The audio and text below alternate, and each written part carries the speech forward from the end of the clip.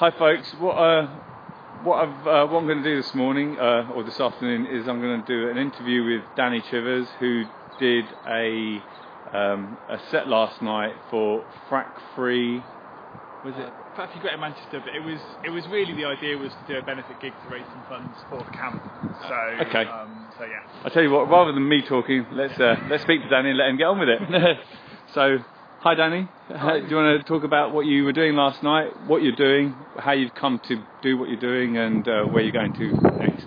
Yeah, sure. So I'm an environmental writer and researcher and activist and performer, and so one of the things I'm doing is I've written a stage show which I'm going to be doing at the Edinburgh Fringe this year. That's all about how I got involved in environmental activism and some of the things I've seen and been part of, and I thought I really wanted to come and support the amazing stuff that's happening here at Barton Moss. Like, I'm so sort of inspired by what people are doing here, like slowing down the trucks, blocking them, making life incredibly difficult for iGas, piling on the costs, and thus making it far less likely that proper fracking will happen here. Which is, I have so much respect for what people are doing, and I wanted to come and show a bit of support. And I thought one way I could do that was to offer, come and do a benefit gig to raise a bit of money for the camp and for people here and for stuff that they might need. So we did that last night in Earlham, in the Earlham Steel Social Recreation Club, and yeah, it was a really nice night, and it was really great to meet some of the people from the camp and to bring in some other people from the local community, and so I've just arrived at the camp today, and I'm going to come and say hi and see if there's anything helpful I can do while I'm here. So for people that don't know you, you say you do a benefit gig. What do you do? Do you play guitar? Should probably explain that. So no, I do. My show is like a mixture of storytelling and performance poetry. So it's kind of a mix of some sort of more serious stuff and some sort of funnier stuff, and just trying to explain why this kind of activism is important, but in hopefully an interesting way and an entertaining way. Is the idea. Okay, so do you tackle some of the issues that I've been asking the people that have been coming down here? Do you tackle some of the issues that perhaps I've been asking them about? And the biggest one that I've been asking them about, for me, one of the big ones, is not so much about the fracking and what's going on, because obviously everybody knows that, but I'm trying to get to the people that are watching my interviews or watching my streams, and they may be sitting on the fence and they think, oh, I know this and that and the other. And one of the questions that I've had raised to me is, or one of the things I've become aware of is this case of everybody that comes here, or everybody that's involved is a professional protester.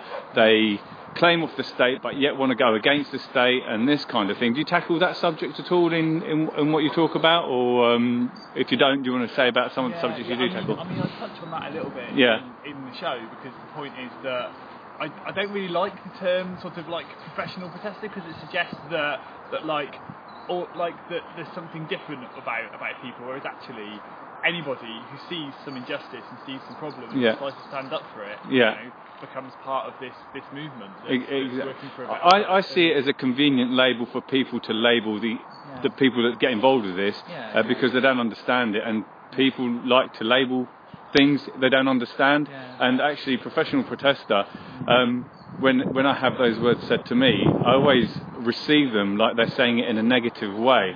And my retort to them is, well, I'm glad we have professional protesters if that's the case, because we need people like that, feet on the ground, raising awareness. Now, with regards to your gig that you did last night, did you get many people down there that had never been here before, and that maybe you think you could have changed their minds a bit, or were prepared to be a bit more involved? Were there some new faces down there? There were. Apparently there were a few people who haven't actually been to the camp yet, and hopefully, obviously there were people from the camp there as well that they could meet and talk to, and hopefully that will have inspired them to come along. But the show last night, it was advertised as a benefit gig for the camp, so I'm sure the people who came would have already been a bit supportive. But I also do this show, I do it in other places, and I'm going to be doing it at the Edinburgh Fringe this year, so I'll be doing it in front of audience who maybe aren't automatically supportive of this kind of thing. And so a big part of why I do this is it's a way to try to reach people and connect with them in a different way and try and communicate these issues in a different way. Yeah. Excellent. I don't really think I've got anything here. I'm not a professional interviewer, you can tell. I would ask you two more things. Yeah. One is, do you want to say where you're going on to next? Yeah. And where people might be able to catch you? And do you want to end with maybe one of your poems, if you can remember that, or a spoiler? If you want to, you don't have to, obviously, it's entirely up to you. Okay, so yeah, in terms of what I'm going to do next, I'm going to stick around here for the afternoon and see if I can do anything helpful while I'm here. And then I'm going to have to head home after this, but I've got more performances of my show coming up. I'm going to be doing it in Cambridge and in Norwich, and I'm hoping to set one up in Leeds and hopefully a few other places before I do the Edinburgh Fringe. I mean, if people are interested, they can DannyChivers.com or maybe? just shove me into a search engine and you'll find me. Okay, cool. Yeah. All right. I'm trying to think if there's a short and snappy poem I could do here. I mean, what I'm thinking of doing is actually trying to do a bit of a, if people want to hear it, perform a few poems for people at camp here. So maybe that would be better to catch on the stream rather than. I unfortunately have to go, so I won't be able to stick around. But since we've been doing this, we are now up to 5 viewers, and the only reason I'm mentioning this to the people that are watching is because actually what is happening is that I've come down on a Saturday when normally you would see me coming down during the week, and I've been asked to demonstrate how I do my live streams for the benefit of something that Zoe's doing, but I can't remember Zoe. There you go.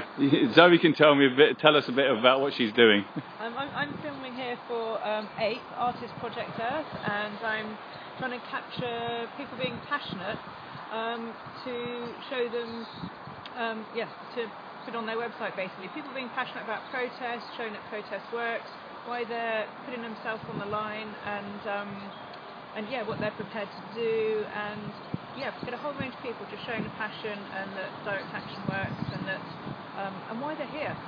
How we've got to think about future generations, not just the next decade, in terms of our energy and our future ways that we survive. And the reason that Zoe's recording me doing this is I think she wants to show people how easy it is just to get out with an iPhone and an app and an extended battery to actually go and televise a revolution, as it said it will happen. And then you don't have to go home and edit for days and days to get all your things up there. Yeah, exactly.